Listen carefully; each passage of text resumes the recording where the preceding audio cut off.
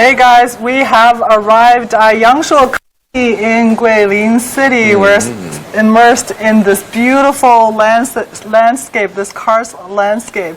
The weather is pretty good here, isn't it? Yeah, it's kind of breezy. Yeah, it's not that humid. It's a little bit breezy now, a little bit windy, right? And it's super quiet. Yeah, so quiet. This is one of the tourist resorts over here, right? Yeah, and it's joining so beautiful. us, joining us, our old friends, yeah. Andy Mok and Han Huan once again. Hi. Welcome. So how do you like this so far? Well, I think this is fantastic, and I think beautiful. for our guests that are watching, everyone hears Guilin and they think of these karst mountains, but in fact, most of the tourist spots are in Yangshuo. Yeah. So Guilin is actually a city, and we are in, as you said, Yangshuo County. Yeah. That's what And beauty we're is. close to the Lijiang River, which connects the two of them. And I think it's it's not only beautiful and romantic to see it, but I think the name is also very evocative as well. So it's really, really great to be here. Yeah, Miss An, I know you have been expecting the beautiful scenery Exactly. here. This is both breathtaking and amazing. Being a Chinese, spending most of my time in Shanghai and Beijing, I feel so proud to be here to see, I think here the landscape combined both the green and greatness of mountains as well as the mildness of water. So it is a very unique combination. And along our way here from Nanning to Guilin, I saw many villagers are building their new homes, and this is what we called in the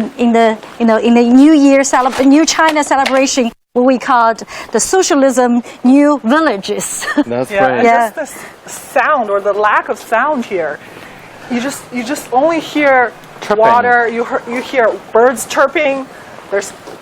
It's incredibly just a lack peaceful. of, it's just so tranquil and so quiet. It's unbelievable. Yep. It's like you're in a different Yeah. world. And it's, I think, it's classic Chinese in that we think about tranquility as involving both mountains and water. Yeah. And we can see here, there's a beautiful fountain, there's the karst mountains, the very green mountains in the background.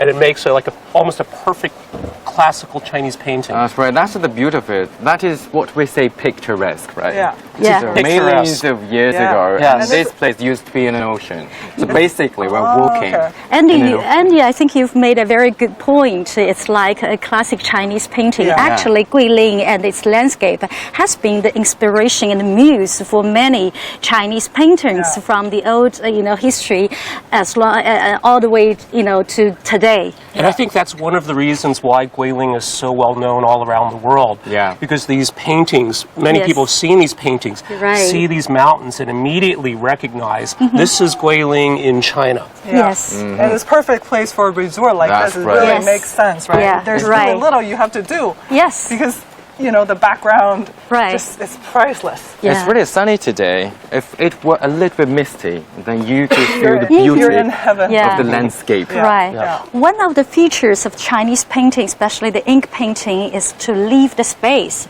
for people to imagine, to think, what's in there. I think this actually echoes the landscape here in Guilin, right? The mountains, even though they're tall, they're not that aggressive. They still have curves, plus the water features. So this actually reflects some core value of Chinese culture. No, I think you're right. It's very evocative. Yeah. Exactly like a classical Chinese painting.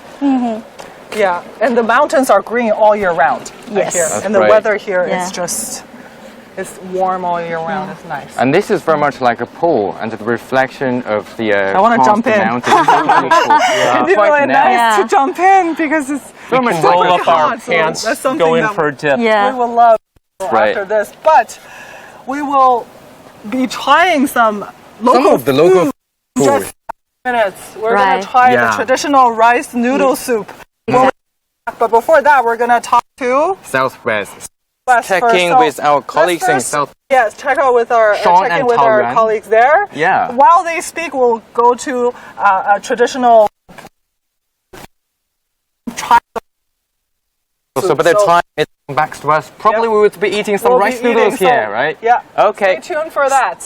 Yes, you guys. Taoyuan and Sean, take it over. We'll be going to eat some rice noodles. All right. Bye-bye. Bye bye.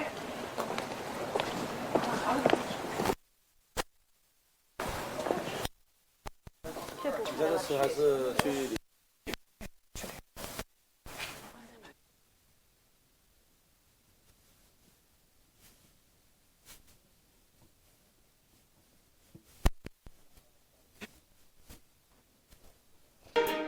70 years, China has undergone unprecedented transformation. From its old industrial base in the northeast to its new manufacturing powerhouse in the southeast and to its emerging southwest, CGTN offers you a panoramic view of contemporary China. Our crews will travel along 3 different routes and come to you live from dozens of locations and free mobile studios. Join us for an all-inclusive look at China on our TV channel and digital platforms, September the 9th to the 20th. It is New China, then and now, in celebration of the 70th anniversary of the People's Republic of China, only on CGTN.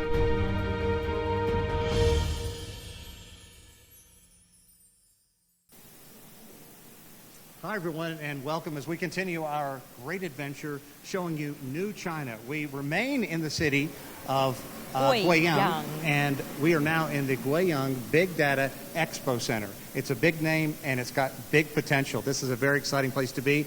Gwen, joined by my wonderful co-anchor, Tao Yuan, thank you very much. And also we have our analyst as well, Victor Gao on my left here, and our good friend Chen Jia on the right. We have a lot to talk about. There's so much going on. This is really becoming a hub for big data storage, big data processing, really the future here in what had traditionally been a province that was known for being impoverished. So it's really amazing. Speaking of which, in the year of 2016, Guizhou hosted China's very first Big Data Expo. Back then, Premier Li Keqiang came for the opening. I was there to cover that event. Back then, I went Big Data and Guizhou. No, it's a publicity stunt. They don't match. Well, let's bring our camera in for just a second. We want to talk about what's going on behind us. If you see, we can stand and you see my outline and you see the camera moving into the picture.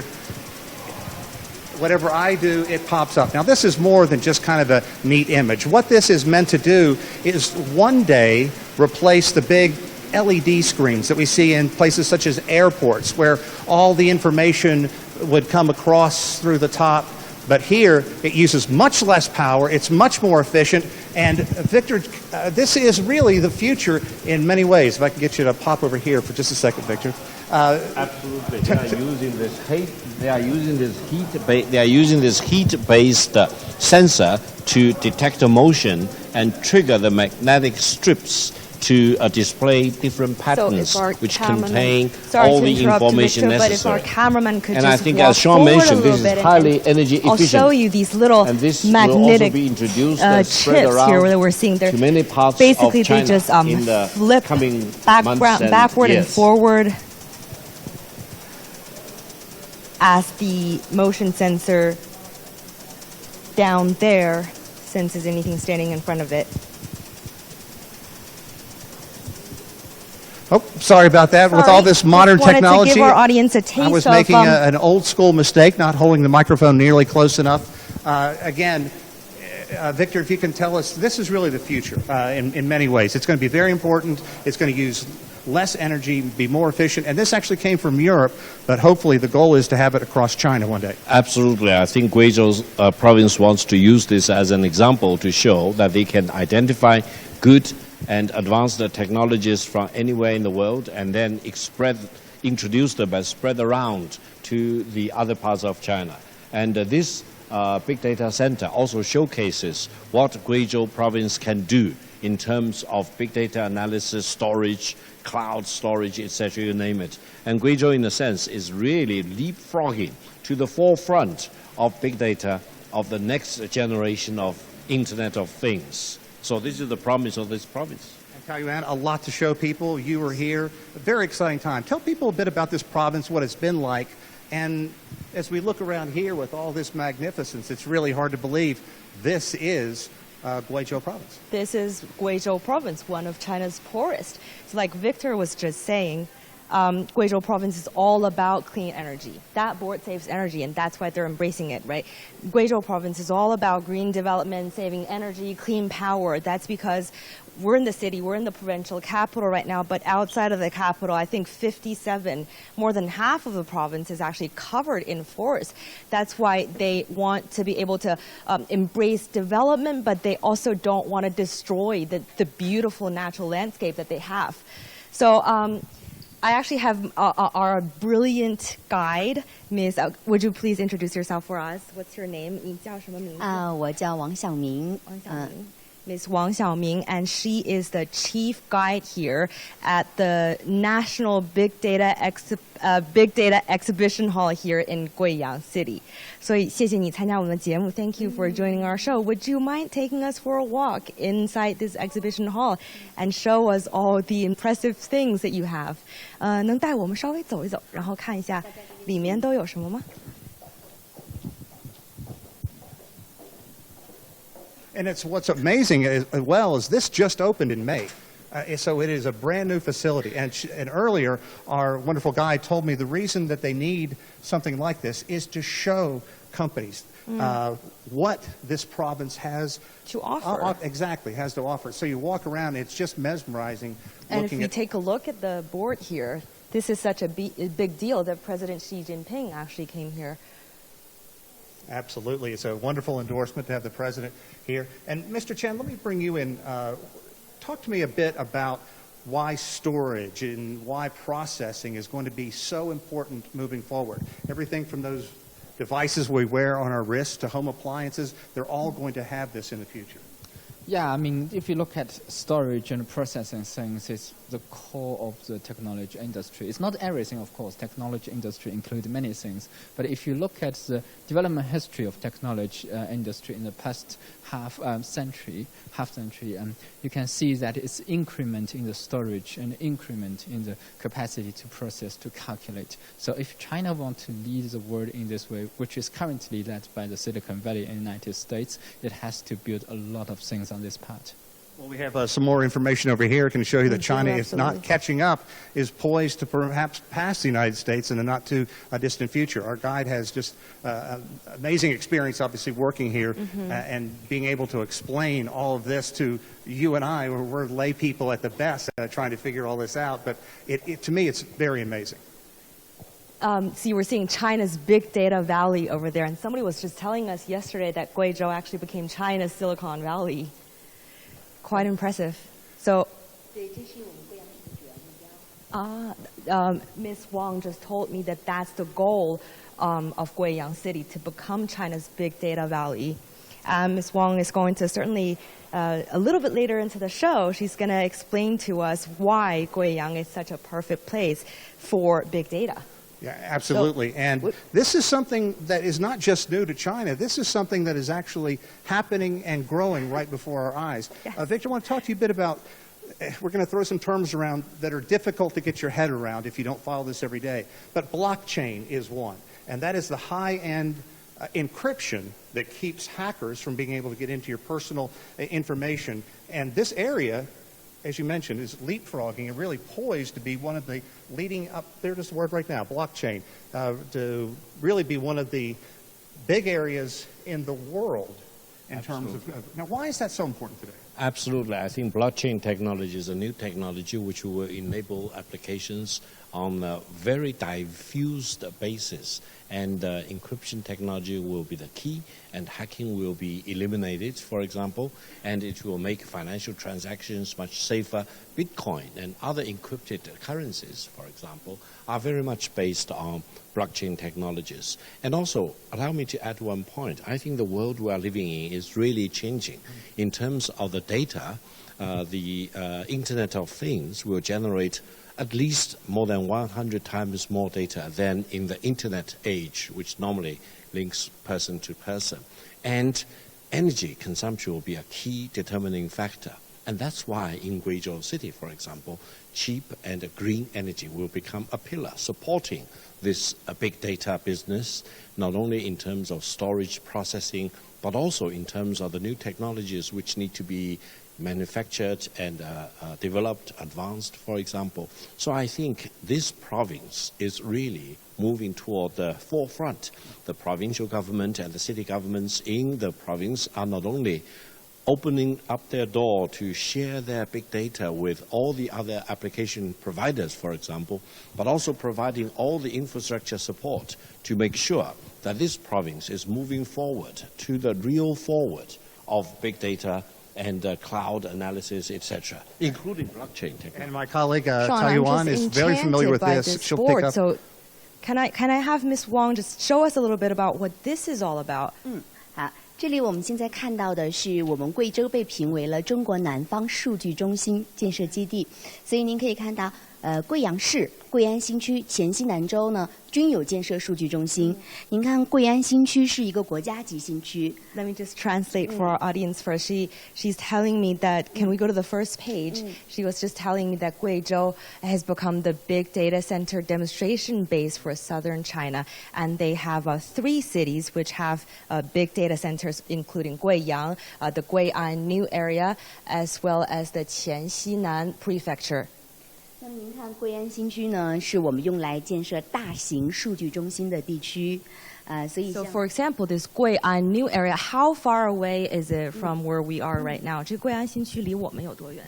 现在我们的车程可能就是40分钟 ，about 40 minutes drive from the capital. 对对。然后您可以看到，像3大运营商中国电信、中国移动、中国联通的1期数据中心已经在贵安建成投用了。Okay, so the 3 of China's biggest cell phone carriers, China Mobile, China Unicom, and China Telecom, they all have data centers here in Gui'an New Area, which again is about 40 minutes drive from where we are right now.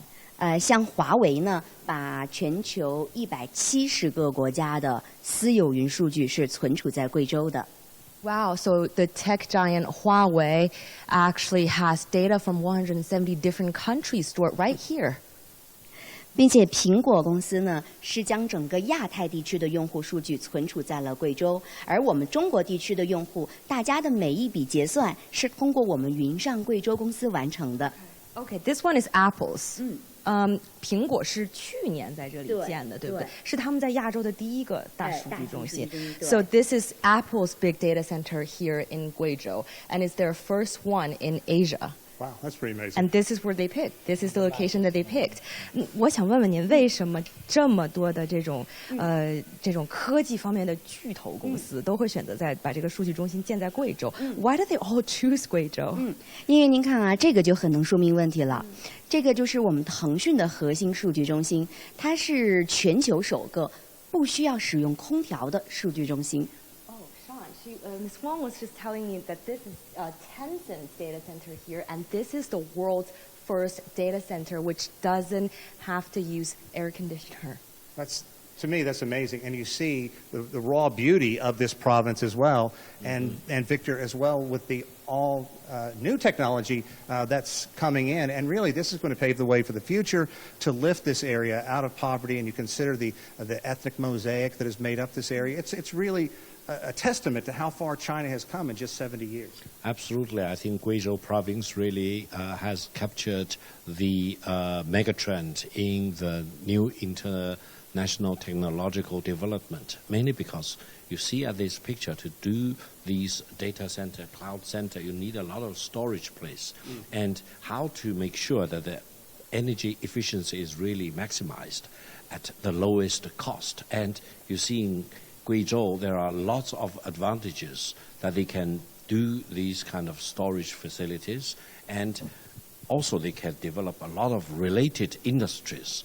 And this is why I'm sure that the provincial government and the central government are really collaborating very close-handedly to make sure that this province leapfrogs to the forefront for the big data analysis, not only for China, but also for the rest of the world. That gives hope to see that Guizhou will finally emerge as a very developed province, at least in big data analysis and processing. And earlier, as we were walking through, you can ask Ms. Wang about this. To give you an idea, this facility draws top people. The former Prime Minister of Italy was in here taking a tour. Maybe we can find out why he was here. Can I just find out one question from Mr. Chen Jiahe first? Because tell us how important this big data is, because it wasn't long ago that China was seen as the king of copying technology from other countries.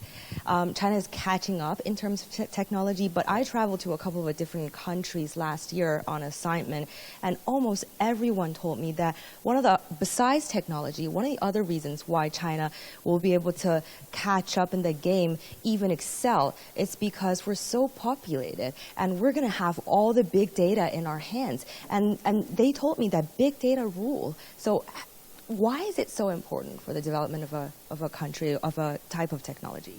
Well, these big data, as we can see here, is all the data center, these kind of centers, the center of the cloud. They are more like the infrastructure of the technology industry. They provide, everything needs an infrastructure. Like you're building economy, you need roads, you need airports, you need factories. And these are the infrastructure for technology industry. And upon that, you are going to have a lot of calculations, a lot of artwork. Like Silicon Valley, they say what Andrew gives, Bill Gates takes. Andrew is the CEO of Intel. He provides infrastructure. And Bill Gates is CEO of Microsoft and founder of it. So he actually do something like doing things upon this infrastructure. So this is actually infrastructure of technology, and I think it's perfect for this place. And China is actually developing. So China always starts from infrastructure, and this is what you see in the technology industry. So you have the big data in your hands. You have the key to success. Basically. You have the infrastructure, but you have to do a lot of jobs upon that infrastructure. But I think that's probably Shenzhen's work. Of course. But Sean, let's go back to your question from Ms. Wang. I'm sorry, can you repeat the question? Sure. To me, we saw the photo of President Xi, who was here obviously probably around May when this facility opened. But the former Italian Prime Minister was here this morning. It was quite a sight for us. It just gives you an idea of how globally this area has become a focal point. Maybe we can find out why he was here. Absolutely. And the kind of people who have been visiting. Absolutely. 汪老师，我的同事上，他听说今天早上意大利的总理，前总理是来参观我们这里，然后他觉得很不可思议，然后他想知道这里的现在在国际上的重要性，以及为什么它会有如此的重要性，不管是在国内还是在国外都有如此的重要性。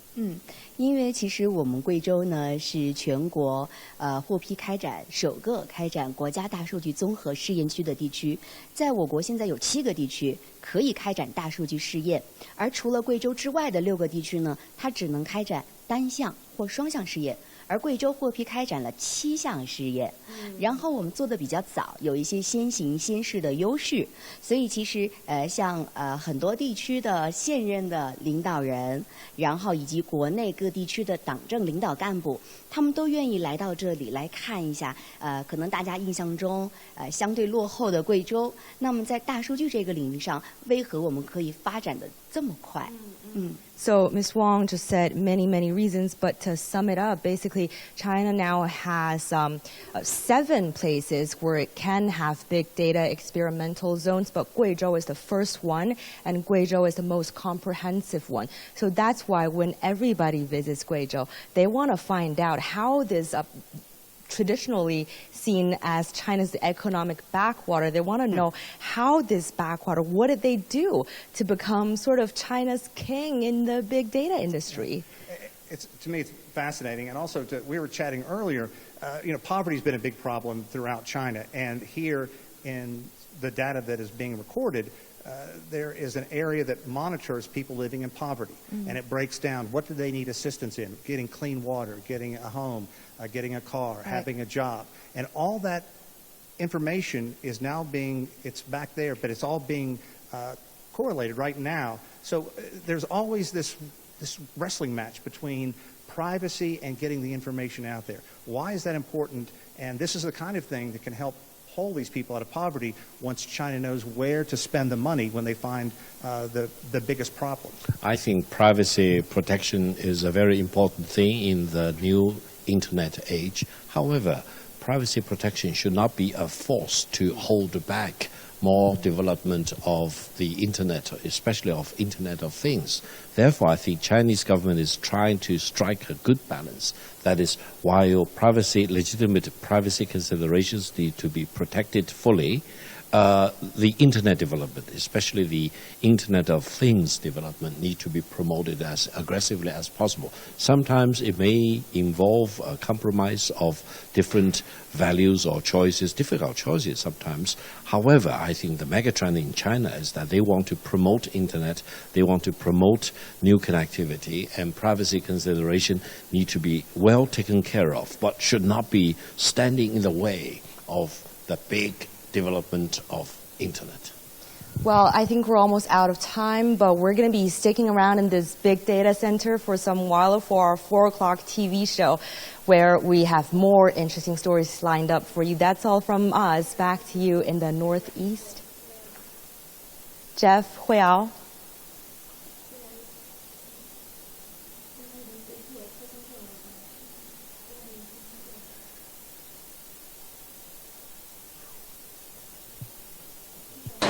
That's really nice. Yeah. Right, so we're having this I think the rice noodles are full now. stock It's too. really delicious, isn't it? Yeah. Fantastic. It's Fantastic, super. amazing. Yeah, I don't know what to say. And the noodles, I think, are just full starters, right? Yeah. We are from every part of China, different parts of China, and then This is the we can all first fit thing in, right? we are doing after we arrived here is Yes. to try the local food. But The best thing after a long bus ride. yeah, it is Yeah, the best thing. right. It's really, it's comfort food. It's full of flavors. Yeah. Yeah, they just told us, right? This is, the noodles are made Rice. fermented with rice. Yeah. It's Yes. fermented for 36 hours or something. For 24 like that. hours. 24 hours. Yeah. It's got healthy bacteria. To eat, It's to help fermented. you. It's Yeah. very healthy, and then it's made into like a ball, Yeah. right? And then they have to like pound on it Yes. and make it really spongy. Right. Yeah. And, You're a and good then learner. and then they put it right above the stove behind us, like that Yeah. big pot. You see the Very fire. hot traditional water. stove. Yeah. And then they put on top of it, and then like they shred it, and then directly drop it into the hot water Exactly. to make it super. Bouncy. Yeah. And Yeah. then- Chewy. Yeah, chewy. That's very chewy. Yes, Very the yes, word. it's very chewy. Yeah. And then after boiling for a very short period of time, Yeah. you take it out and you put in cold water immediately. So Yeah. Yeah. yeah. Really chewy. to One be of the honest, things right? for me that's really interesting about this is that China, like France, like Italy, is known. Most people associate Chinese food with rice, and they may not know that actually in certain parts of China, like Guangxi, noodles. Rice, yes. noodles. But you cannot Yes. tell. It Yeah. just tastes like noodles. Actually. Yeah. Yeah. And I think the other thing that's really interesting about this is that we rarely see two types of food together. Yes. This we have both together. Yeah. There's a good combination. It is. Yeah, they go well together. Even Landscape is kind of combination of the mountains and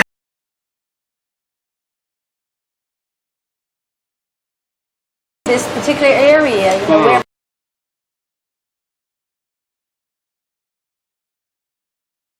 coming south to this area to Yes. live and work, and also this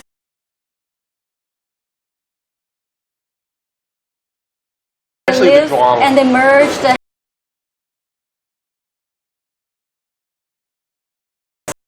There are many provinces in China eating rice noodles actually, but the Guilin noodle is kind of standing out with these special features we just discussed. Yeah, and you can go anywhere in China and you can buy Guilin mifan, Yeah. Guilin Yeah, rice right. noodles. It's famous for This the is probably food. the best I've ever had, though. Yeah. This is Yeah. really authentic.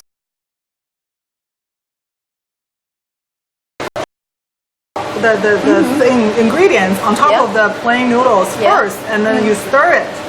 And then you eat that first before you add the soup, right? Yes. So the ingredients are really important, and the sauce is really, it's very important, they tell us. It's How very- you eat lots it of- is also How you eat important. it is important. So you mix that first, you eat that, and then you pour noodle into the another soup. combination, right? Yes. It's different levels of flavors. Kind of taste the flavors, right? We eat the dry rice noodles first. So we taste the noodles in particular, and then we enjoy the soup as well. Yeah. The juicy and the very delicious and nutritious as well. It's made of pork bones, I think. You're right.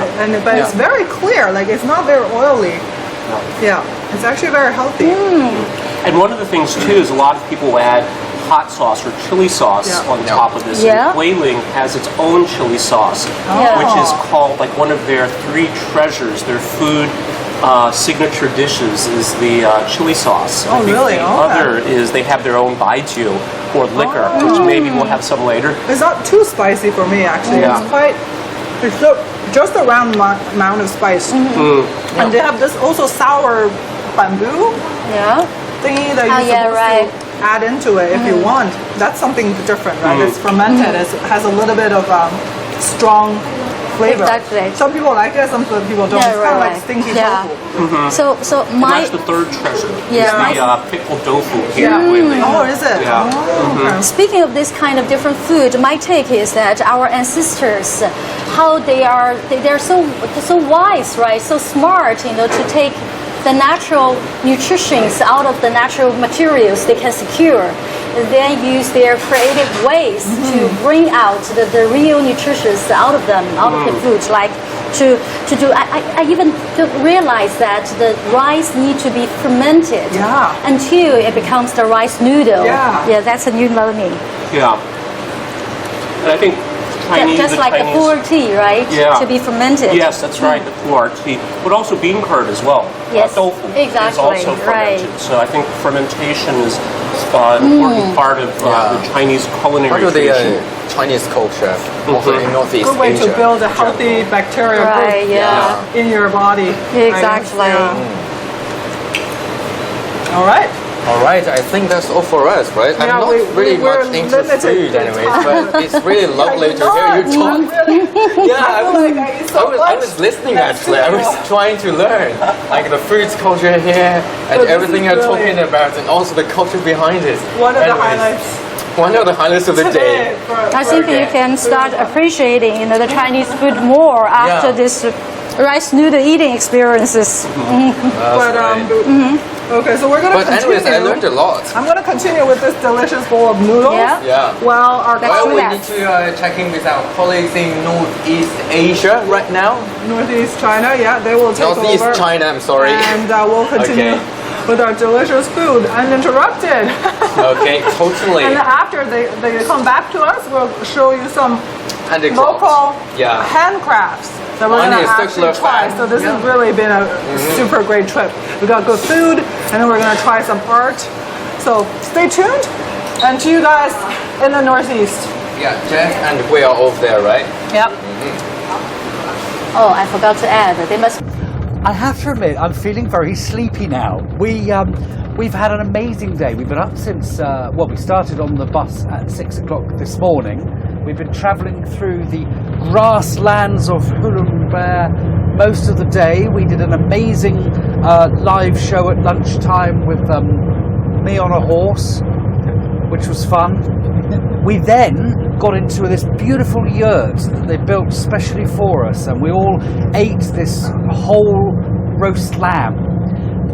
So I'm feeling a little bit sleepy now, but I have to say, gentlemen, I've been in this country 3 years, and that experience of in that yurt with you guys drinking and eating the lamb was probably my favourite memory so far of China. For sure. Well, we had a whole roasted lamb, which probably cost more than 1,000 yuan. I mean, this is how herdsmen, get wealthier and wealthier. It was well prepared, and we didn't even finish it. I mean, we had 30 people on the crew. You had a fair amount. Well, I had a lot. I've never seen anyone eat so much. I love the fatty part. It's the best part. But we're now joined in this live stream with our Professor Leo, Senior Fellow from China Association of International Trade, and our old friend Anna Tingen, political commentator. I know you guys had some chats with local herdsmen back there in Hulunbuir. What are your general thoughts? I think they really enjoy their life, and they feel very happy about the environment, policy environment, in which they can carry out their herding activities on a very positive basis. And Tang Yin asked. Well, yeah, I mean, look. The highlight was that where we were was visited by Xi Jinping back when he was vice president. Wow. And he went there, spent an hour with them, shook her hand. She showed us the video. And it just shows that there's this continuity, that the idea of environmental protection is not something that just came up in the last few years. Yes. I mean, China is amazing in the sense that it's all planned. I mean, when we talk about 5-year plans and things like this, it really means something. If you want to know what's going to happen in China, read the 5-year plan. I've never understood people saying, oh, it's opaque, you never know what's going to happen. Well, actually, quite the opposite. Right. It's probably very slow moving, but very, very steady. So when it comes to preserving what you've got here, it's incredibly important, is it? And it's a very fine balance, because this is also, unbelievably, looking at the scenery that we're seeing at the moment, it's a very strong, or was a very strong, vibrant coal mining area, wasn't it? Yeah, it was, but what happened in the 80s, right? We were talking about this. All these private coal became, they needed energy. All these small groups went out and started coal mines, mostly illegal, and they were strip mines. That means they just went right through the surface and they were just tearing up the land. Right. So you were talking on the show earlier about the city of 1,000 holes. Yes. Yeah. But now it's all gone. It's all gone, and they've covered it refilled. over. And that's what really counts here. I mean, the government is actually still able to produce coal here, but they do it in a way that is more environmentally friendly. Yes, under more stringent environmental requirements. And less safety accidents. People always talk about China, and from abroad, people always talk about China and they talk about the pollution. Right. And yet, China plants more trees than any other nation on earth, doesn't it? Right. Exactly. Yes. Exactly. So just look at also, outside the window. What a picturesque scene we're seeing. We're enjoying. Not many trees, though. Not many trees. Right. But this is grassland. We call it grassland. But there are 120 different types of grass, apparently, in that field. Yeah. I know you've been counting them. Did you reach 120? I got to 121, actually. Oh, so trust you. but I won't quibble. Trust you. Yeah, no. But no. I mean, there's something in that. I mean, you were talking earlier about this. A lot of these are herbal medicines that are used in a traditional Chinese treatment, things like this. So there is a real income stream, just like animal husbandry can be done. We were discussing with this couple the fact that they should be advertising the fact that they don't use any pesticides because they're not allowed to. Yeah. Right. So everything they produce, everything we saw back there was absolutely 100% natural. I mean, it's known, isn't it, as the purest prairie. And it got that name because of this ongoing preventative efforts that are happening all the time. I just want to show you a report from our reporter Feng Lei that addresses this very issue about trying to preserve the environment we've got. Here's Feng Lei. The beauty of pastoral scenery finds the fullest expression on the Hulunbuir Prairie. The verdant expanse spreads out in all directions, stretching over a vast area of about 100,000 square kilometers. Meandering rivers and glistening lakes decorate the unfettered lush green and nurture the unspoiled fields. Fertile soil and life-giving water build the pastoral kingdom of a myriad of plants, also home to flocks and herds and occasionally conglomerated yurts. The prairie abounds in dairy produce, fur, leather and wool, which are favored both at home and abroad. Galloping on the seemingly boundless grassland at lightning speed, a timeless splendor of nomad civilization's flashback. Dynasties on horseback rose and fell, leaving behind a legacy of myth and legends in Hulunbuir. Today, The bravery of Genghis Khan can still be seen in Mongol wrestlers and archers at the annual Nadam Festival, the grandest and most tempting celebration for locals. Drink up the milk of paradise. Immerse in the wonderland of color, grandeur, and vibrancy. 崔慧奥 CGTN。So if you've just joined us, this is day 2 of our tour of the northeast of China. We've got 3 buses, one through the northeast, one through the southwest, one through the southeast, all celebrating 70 years of the founding of New China. And we've got quite a good sort of composition of people here, because we've got 2 Laowai, 2 foreigners that can look at China through fresh eyes. We've got a representative of China of yesteryear, perhaps, and we have here the Chinese epitome of modern China, the future of China. Right. It's a bright future, isn't it? Well, for sure. I've been to some other grasslands in the country, like the Rorigai grassland in Sichuan, as well as the source of the Yellow River, also known as the cradle of civilization.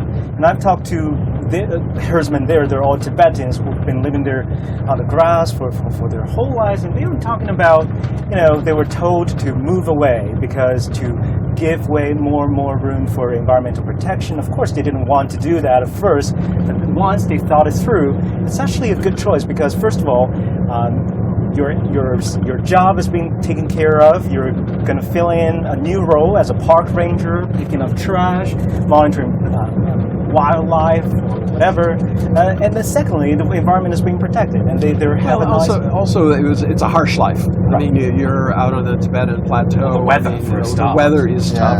Animal husbandry there's no day off. You can't say, well, today I'm going to go away for 2 weeks, tell the sheep to take care of themselves. So it's a tough life. I mean, there's a reason Tibet, if we go back 70 years, we're talking about a lifespan of about 42 to 45 years of age. That was your average lifespan. Very, very tough. So being able to move into town, have running water, electricity, all of these things, have job, education. They were completely illiterate. I mean, they weren't allowed. Some of the herdsmen's children are all in universities, in Chengdu, and various cities. And they all have a very different life. Too. Yes, this couple was just visited to have their children, their child, and that's educated in Canada. In Canada, yes. Get this, in Canada. In Canada. Yeah. So, which means they have very good income. This is probably something they've never thought of. Right. Becoming true. Just to sort of broaden this out a little bit, don't you feel that that's the feeling that you get from China as a whole? Wherever I go around this country, you get a sense of optimism, you get a sense of excitement, you get a sense of things growing and developing, don't you? Well, definitely the things are happening very, very fast in this country. I think people have this hope that their life can become even better and better.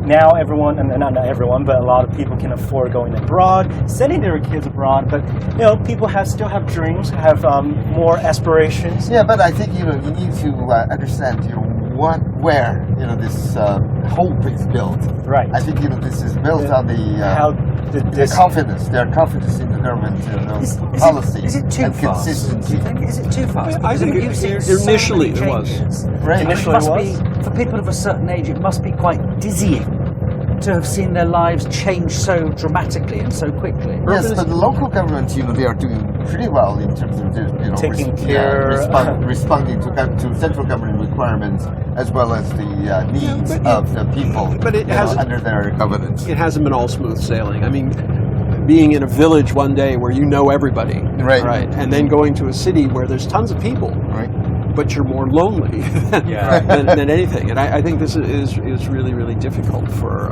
people as they go forward. So, I mean, but that was the theme that Xi came in with, Xi Jinping, the new president. He said, we're going to start balancing this economic with social development, paying a lot more attention to eradicating poverty, environmental protection, balancing all of these things. And it hasn't always been easy. I mean, not having people left behind. Yes, exactly. And this is where it's going. But I mean, when you start looking at 70 years, how do you talk to your grandparents? What do they say? What is the big difference? Well, I think obviously the difference is huge. You know, for my grandparents' generation, there was definitely a lot less choices available to them. They worked in a hard factory. They worked all day long. There was no such thing called like, oh, I can think of one day doing something I'm interested in or I'm passionate about. You just simply had no choice. And having your children fed and having everyone clothed and have a comfortable life was above their and one other thing ability. is, almost everything was rationed. Yes. We have extreme scarcity of resources. Hunger, something they definitely have to deal with. It wasn't so much choices, it was about needs, wasn't it? About needs. It was about, what do I need to survive? It was about survival. And now my generation is built upon all that. Exactly. Suddenly we're having this world of opportunities open to us. Opportunities also pressures, because you're in a single child, you have 4 grandparents, 2 parents, and you. And all their hopes and dreams kind of come down to one single child. Do you find that pressure? For sure. Everyone wants to do well. Every parent is telling their kid to do well, excel at school, find a good job. Yeah. And the sacrifices they made. The sacrifices. Yeah. I mean, and they don't. It's not. They don't say to you, "Oh, I gave up my life for you," but that they were working extra hard jobs, anything necessary to try to support you. If you add to this something like the Chinese concept of filial piety, right? Right back to Confucius, that you in China, you're conditioned, if you like, you're taught from a young age to do what your parents expect of you, to please your parents, to be a success in the eyes of your that's parents. only a small part of the filial piety. The other part is, from when you're very little, you are aware that, you're going to support your parents when they get old. Right. But getting back to the grasslands, this is what we experienced when we talked to this couple, is their concern was for their only daughter, who they've invested a fair amount to send her to high school in Canada. And their big question to us is, what do you think she should do? Where should she go? She's not interested in necessarily coming back. And we start saying, look, you have a great opportunity to do 2 things. You can make money and protect your country by doing a few simple things in terms of branding your natural foods and cutting out a lot of the middlemen using the internet. This is where China's leapfrogging, going into this tertiary mode, is really important to farmers like this. They can now skip out the 4 or 5 middlemen between them and the market. People don't realize that lamb. They got 100 it sold for 1,000. Do you think it's also a worrying sign that fewer and fewer children of those herdsmen want to take on what their parents are doing? Middle class disease. Disease. Yeah. I mean, no one wants to work. I mean, you go to Italy and they pass from there. But I don't know if any of you watched American Factory. That was this documentary. Absolutely fascinating. And what was fascinating? There was a point in there where they had the Americans coming over to China. And you saw the Americans working in their factory. Yes, so let's just fill people in before we get to that. So basically, it was an American factory that was in trouble. It was about to close. Yes. And the Chinese came in and rescued the factory and built it up again. But the cultural conflict difficulties between the Chinese coming into an American factory and trying to run that factory was fascinating, especially for probably you and me, living in China and sort of recognizing those cultural differences. But there was this one moment to me that meant so much. When the Americans came over to China, they were watching the Chinese working. The Chinese working with less automation turned out more windshields than they did. Yes. All right. With better quality as well, right? No, it wasn't quality. It was just a question of they weren't getting it. So, well, I think we should watch a little bit of it now. Let's get it on the internet and watch the rest of the American factory.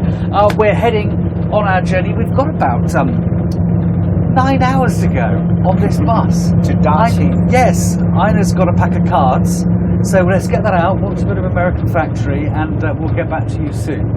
But for now, let's go to Li Jianhua and Michelle, who are in the southeast.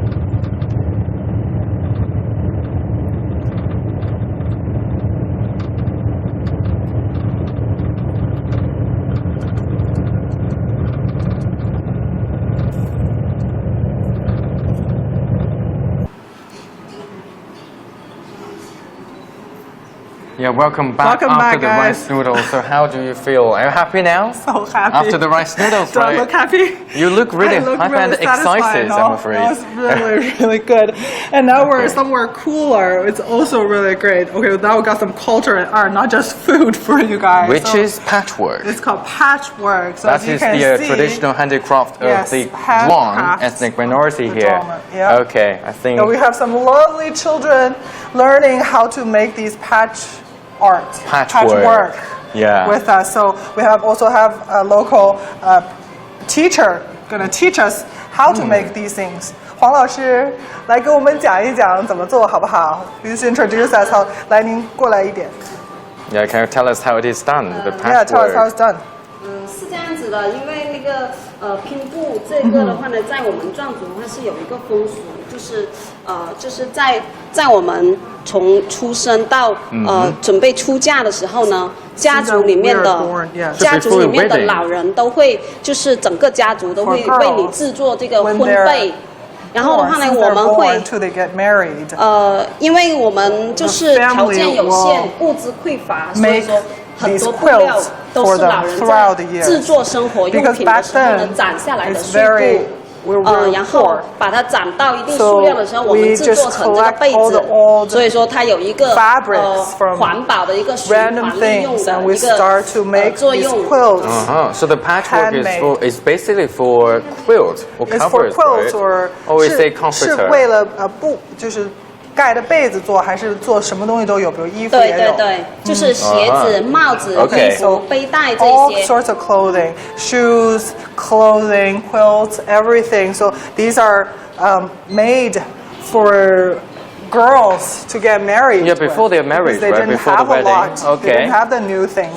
So basically, I think I've got it through your translation just now, and yeah, of course. So the patchwork, because of the lack of resources and everything, so they'll have the pieces of the clothing, and then they make the patchwork into the quilts or covers, right? And before the weddings of girls, they're gonna make clothing or shoes, or everything. Environmental friendly, actually. That is very family oriented. And very good for the environment. Imagine now if we do that, there's how much less clothing waste we're gonna have. I'm also very impressed by the workshop here because the kids now, many of them are Zhuang ethnic minority here. 王老师所有的孩子都是壮族吗？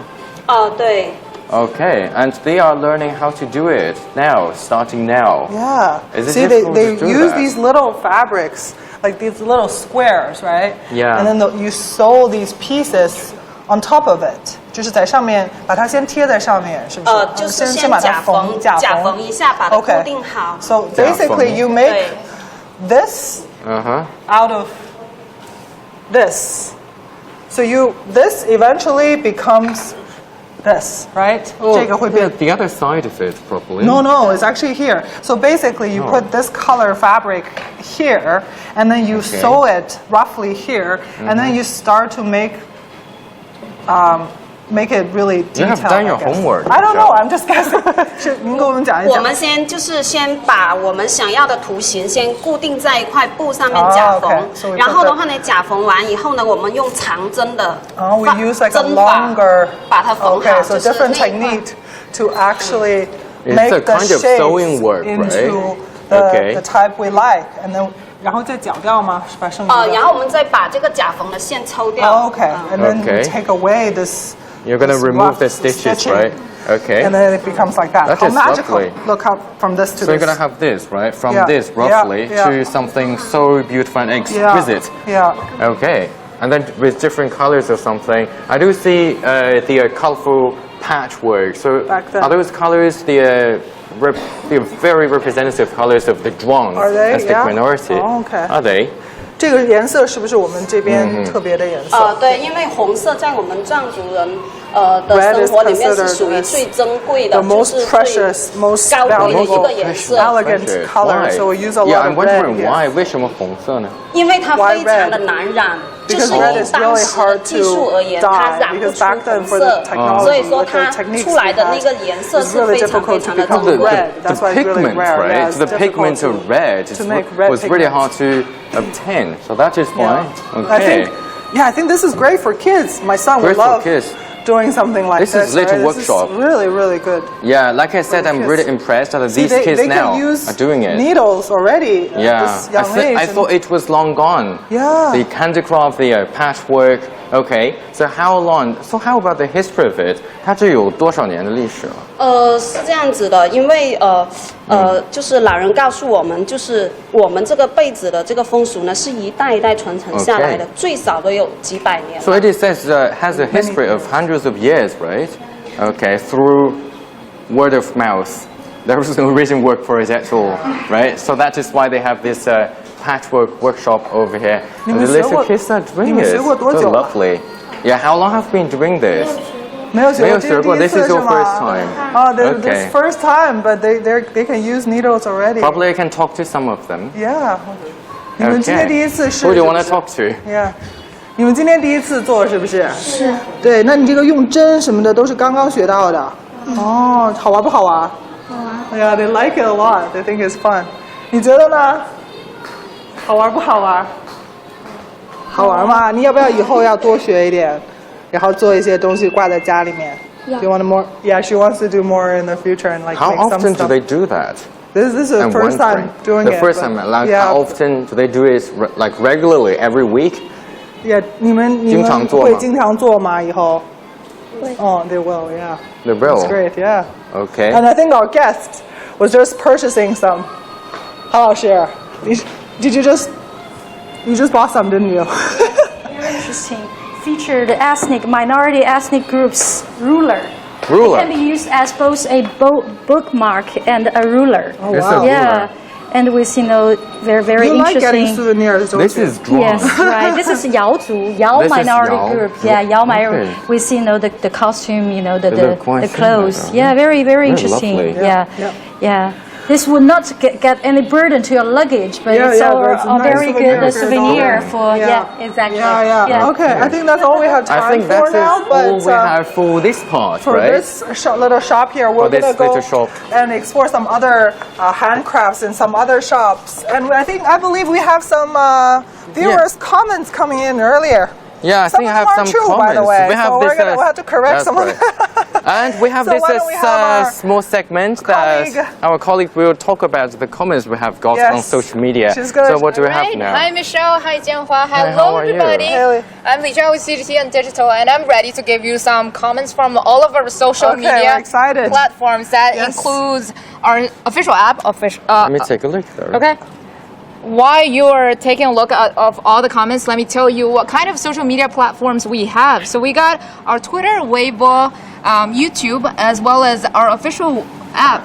You can comment, like, do whatever you want. Basically, just interact with us. We love to see your comments. And there's a very high chance that we saw that. I believe hosts have not been. Okay, so we got one Weibo user saying you guys have not been to Guilin. So have you guys been to? Yeah, the second time. Well, that's true. I've never been to Guilin. You've never been but to? I'm really mesmerized by it. The problem is, how can he tell? Like, Yeah, I didn't know. Because we were amateurish. Yeah, because we're amateurs and we don't know like the essential culture of it, right? The place probably. So yeah, we got we just got here. Yeah, minutes ago. 2 hours ago. Yeah. All right, so but we got. You've been here before. Yeah, the second time.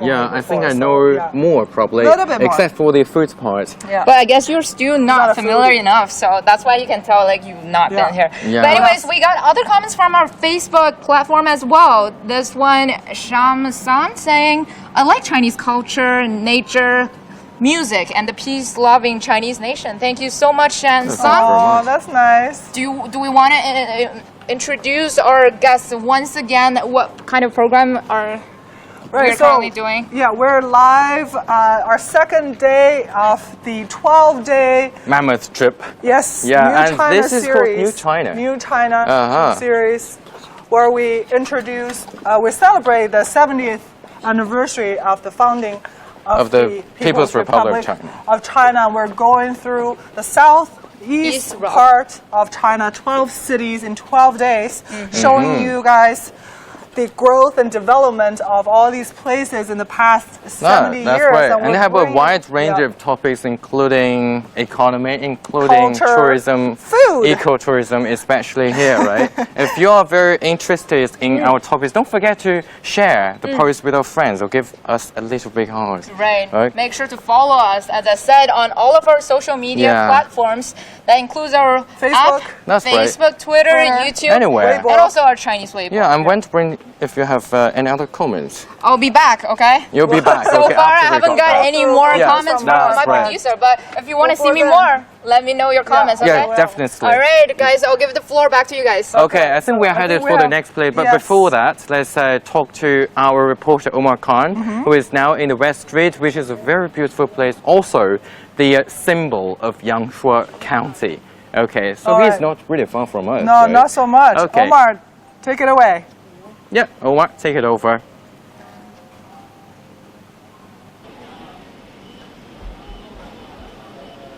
Well, thank you very much, Jianhua and Michelle. I see you guys have also arrived in Yangshuo. And for those just tuning in into our continuing coverage here on New China, a special 12-day series, my name is Omar Khan, and I'm on the West Street, which is also in Yangshuo, which is a county of Guilin. Now, as you've been following my colleagues, we have 3 lines across the country. We have the Northeast, we have the Southwest, and us here in the Southeast. So for viewers watching at home or wherever you're watching from, we're giving you guys an in-depth look at all the facets of China, society, the development, economy, international relations, so many different aspects happening in our 12-day special coverage. So make sure you tune into all of our social media apps and you'll get the most out of that. Now we're going to start a little gander down what is known as West Street, also known as Xijie in Chinese. It's a part of the Yangshuo County, and it's actually one of the major tourist destinations just outside Guilin, which is not too far from here. And we're going to get my cameraman to just turn around and give you guys a view of what's happening here. Now, you may have noticed I'm wearing a raincoat. It was absolutely pouring earlier today, and we're a bit worried that could continue, but so far so good. And a little bit more about what's happening here. It's a very touristy location. You're going to see a lot of restaurants, bars, and of course souvenir shops, just as we make our way down the main sort of corridor of West Street. This sort of location, it's about 550 some odd meters, doesn't even reach a kilometer.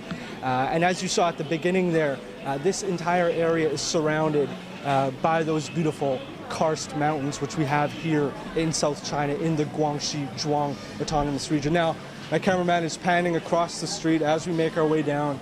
You see fruits being sold, you see souvenirs, you see all these trinkets. And this area, especially West Street of Yangshuo, has become not only a tourist destination for travelers from China, but from a lot of travelers from abroad, and that's something I've noticed. There's people from all around the world here. Locals and foreigners have established foreign businesses here, mostly focused in the F&B sector. You have a few Indian restaurants here. I saw a German bar just a few days ago. I got to try that out. So it's extremely welcoming to tourists from all over around. I've even seen tour guides speaking various languages. So the real focus here is that tourism economy. Now, as we make our way down slowly, this cobblestone-lined street is quite slippery after the heavy rain.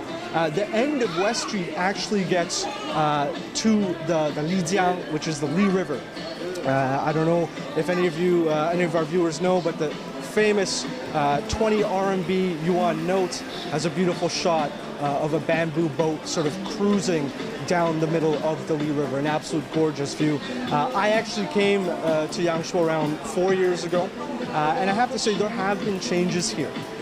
There's a bit of a commercialization. It's become more modern. Let's try and go faster here. Trying to make sure my cameraman is all safe here. As you guys have seen, there's mooncakes and yuebing getting ready for Zhongqiujie, for the Mid-Autumn Festival, which is just this weekend. The music is blasting here already. And one thing I want to add to West Street, let's just pass this music. Let's try and get by this noisy part here. All right, one thing about West Street, you guys may notice right now, it's not so filled with people. It's not shoulder to shoulder sort of tourism crowds. That's because this part of Yangshuo County it's a night area. A lot of people come out here in the evening, get a bite to eat, have a drink. On the left, you can see all the snacks, the xiaoye, all your evening delicacies. There's one dish I tried here. It's in English we call it the beer fish or the fish beer combo, and you get fresh fish from the clear water in the Li River in the Lijiang, and it's nicely cooked, fried, and you have nice cold beer with it. And that's one of the delicacies here. Many people come here to try out. Now, a bit more about this area in terms of geography. Because it borders the Li River, there have been moments where flooding has been an issue, and the authorities are working to get on that in terms of prevention. They've been building, expanding infrastructure here. Just as we came in 2 days ago, myself and the CGTN team, we got to see, just from the train station coming into town, roads have been getting bigger. I spoke with a few business people who have been here for about 4 or 5 years, and they said they've seen the infrastructure develop quite a lot. You have hotels popping up, you have malls, you have shops. So a lot is happening here. But I would say, from what I've understood from the locals here, it's been over 10 years since, 10 strong years, I should say, since it was truly commercialized, a very tourist-centric location. Now, as we pass to the left, as you can see, let's get my let's take a break here. You can see here there's a lot of restaurants. Just on the left, you have an Italian pizza shop. On the right here, you have a German beer balcony in Chinese, 德国餐厅. So you can get your homemade sausage, your steak, your German beers, all imported here. Now let's keep going as we make our way down. I saw one statistic just recently. It was a year or two ago. The average number of tourists visiting, the annual number was around 500,000. 500,000 people came here to visit. And of course, there is a tourist period. The summer now just came to an end. So all the students, they're back in class, studying really hard. But again, this weekend, like I mentioned, is the Mid-Autumn Festival. So they expect here a lot more people to be out here touring this part of Yangshuo County. As you see on the left, a lot of these handicrafts, small design bags, pouches, wallets. And you also can probably hear there's construction happening. As I mentioned, there is renovations happening. There was one restaurant I recall that I came here 4 years ago, and I visited this time around, and it was absolutely changed. It was much more modern, and you could kind of draw comparisons with the bigger cities in terms of the food being presented, in terms of the cuisine, and so on and so forth. As you see, just ahead of us, a couple foreign visitors taking a little walk down here on West Street. Now let's make our way. I don't know if we can make it all the way to the Li River. We can try to get down there. Now later today, for our viewers who are following our New China special series, our 12-day coverage of 3 major areas of China. Later today, I'll be bringing you guys a story about one Indian restaurant owner who's been in China for 11 years. He spent time in Shanghai, spent time in Beijing, and then realized that, hey, there are opportunities in Yangshuo, especially in that food and beverage industry, in that sector. And he's been here for about 4 years, coming up on 5 years. And when he first got here, he was in a small restaurant, then he expanded to a bigger location. And of course, he said that's because business is good. We're doing well. People are liking it. And there was one kind of interesting feature he pointed out. The local tourists, the Chinese tourists who come down to Yangshuo, they're already in this travel mindset. They're open to traveling, to visiting hard to get to places. I wouldn't say Yangshuo, this West Street, this Xijie part of Yangshuo County is that easy to get to. You can come in by boat, you can come in by car or train. But he said because of that mentality of Chinese tourists being more open-minded, they will just walk by his Indian restaurant and say, hey, let's try it, let's give it a go. So he's seen a good amount of success here over the past 4 years, like I said, almost 5. Now we make our way, more shops. Like I said, it is commercial. Now that can be slightly to the detrimental to what this used to be. This small county, this small village has a history of over 1,300 years. It was literally lines the Lijiang, the Li River, So you have a culture of fishing, a lot of farming in this area. I recall Jianhua and Michelle, they were talking about the sugarcane industry. That's a massive part of the Guangxi Zhuang Autonomous Region. And yeah, there is that sort of Guangxi culture in here. You have to remember Guangxi Zhuang Autonomous Region is it's one of those autonomous regions. You have the Zhuangzu, you have the Zhuang people here. They have their own cuisines, they have their own delicacies. I got to try those out before, about a year ago. Absolutely brilliant. Now, we're coming up just to the end there, but I think we've given you guys pretty much a good look at what's been happening here. So my cameraman is going to pan back around to me. I'm absolutely drenched in sweat. It's been incredibly hot. Thank goodness there was no rain. Now, a reminder to our viewers, if you've been following our journey, again, that's on Weibo, Twitter, Facebook, YouTube, and of course the CGTN app. This is our new China series as China moves closer to celebrating its 70 years since it was founded in 1949. So we'll bring you guys that comprehensive coverage, covering a variety of aspects, like I mentioned, from society, culture, economics, and tourism. But that was a quick intro of this famous West Street here in Yangshuo County. I hope you guys enjoyed it. It is a major tourist destination. I do recommend Jianhua and Michelle to come check it out, but I have a lot more to check out here myself. Maybe I'll take a bamboo ride. But for me, Omar Khan, and my CGTN team here on CJ on West Street, thank you very much for watching, and back to you guys. Bye-bye.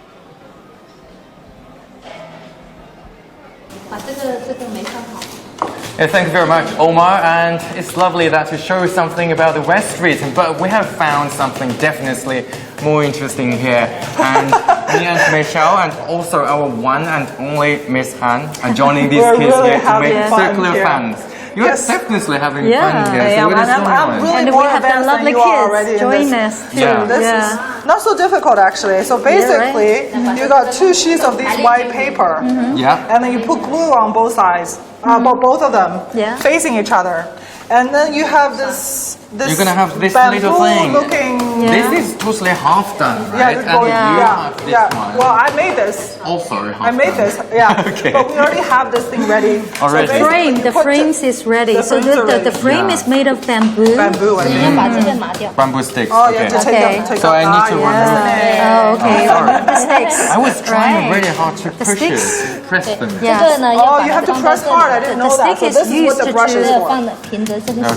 Okay. So you have to do this. So then the two sheets of paper this one can stick together. Very solid, right? Strongly. 这个纸是一些特殊的宣纸。Oh, this is the special type of paper. Yeah. Calligraphy, For right? calligraphy, for Chinese painting, calligraphy. and Chinese calligraphy. Okay. So now I think mine is very much almost together. done. Almost done. No, it's very much together. The shape is there. The shape is there. And then what I did was I drew with this plastic on top of it. I drew with my pencil. Now I'm going to cut it. Okay, let's see how it feels to cut. You gotta continue. How hard it is to cut that. And you need to do the. It's actually not bad. Right. Yeah. It's pretty okay. Yeah. It's doable. This is the 宣纸, the 宣 paper with the glue already on that. Oh, yeah, and it's then already you need to face against each other. Okay. And then, so I cut it. Oh, okay. So you already have a fan. Solidify it. Yeah, right.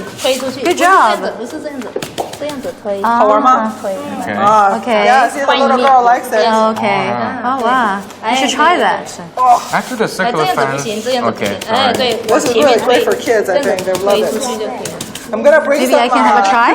I'm gonna bring some unfinished ones then to my son back home. Like this. So you actually press the air. You actually press the air and the extra glue out of that. So make the two papers stick against each other in the very closest way. I think that's So that you can leave the space and to make it very flat, very smooth. What did you do? Oh, you have two sheets on top. Yeah. It's okay, exactly. So you can put more glue on it. Good. Okay, see? Mine is looking really look perfect. Okay, now ready actually for calligraphy so the next step, and painting. No, that's mine. Now it's You need to do the cutting. You need to do it yourself. There you go. You can do the cutting. Yes, there are some scissors. Yeah, And you the gotta draw it scissors. first. We got this piece of So we plastic. see actually fans have different shapes. This Yeah. is rather a round shape. Mine is a little different, a little bit different. Oh, bit that's different. why. Yeah. So we have the Different same thing. angles. Yeah. And then now it's The for round something shape more usually creative. I'm gonna held by women, paint right? something. Like this way. I'm not a. The fan like this Okay. way. And this type of shape can be used by I think both we have men the and same. women. We have the same, yeah. Yeah. You want to continue? You need That to one use is the lovely. pencil. I use the pencil to draw to it. draw the line. Okay, what I'm gonna draw. So you can, yes. Okay. You need to. What should I draw? I'm gonna draw a flower here. How's that? 哦，包边。Okay. This is Do you know what to national draw? I feel like. intangible Can I see heritage. what that one looks like? This one, right? Yes. Oh, okay. That's the finished one. Okay. That's that's the one. I don't That's like the this哪吒one. one. That's the that's哪the吒哪吒. one. Yeah. Oh,哪吒is One of the figures in Chinese folklore. Yeah. Okay, and this one it looks Chinese like a shell. legendary. Can I have the scissors, please? And actually you have something more. Okay. Here we So go. this Yeah. little baby over here. I don't think that is Naruto. Yeah. I don't So think many so. paintings. But I see a dragon. That The is dragon. definitely Yeah, Chinese. yeah. Over Very there, Chinese. more. Oh, there are of more them. Chinese kids. That's right. And Yeah, there was a stories. Yeah, I place- saw the movie. Yeah. Oh, which one? Oh, These the are哪some吒Oh, one. Chinese zodiac signs. Chinese zodiac signs. Oh, exactly. Right? Yeah, the Exactly. snakes, The monkey. the and I'm horse. a horse. Where's Yeah. horse? This I'm is a the horse. This Oh, is you're a me. horse. Okay. This is me.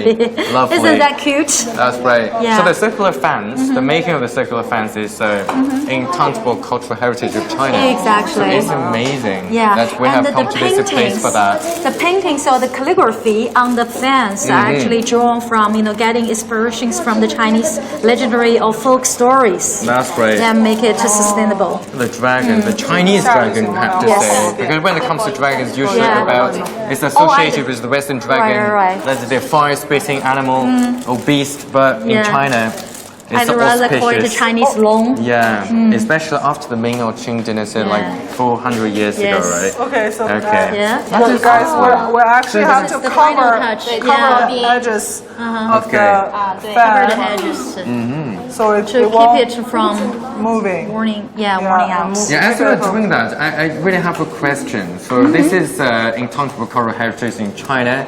So how about the history? How long have you been doing this? 邱老师，我们这有多长时间的历史了我们这个扇子40年了。 ？40 years？对，40年。只有40年吗？Only 40 years？在中国整个的历史来说呢，就是说这个哦，不是，它这个扇子在我们这个中国，它有几千年的历史。 Thousands of years. 啊，对，3000多年的历 And 史。 we will say 对 China 对 has a 对 history of 因为我们公司 5,000 years and Yes. another 3,000, right? 3,000 years of using the 这 fans. 个是天上小耳朵。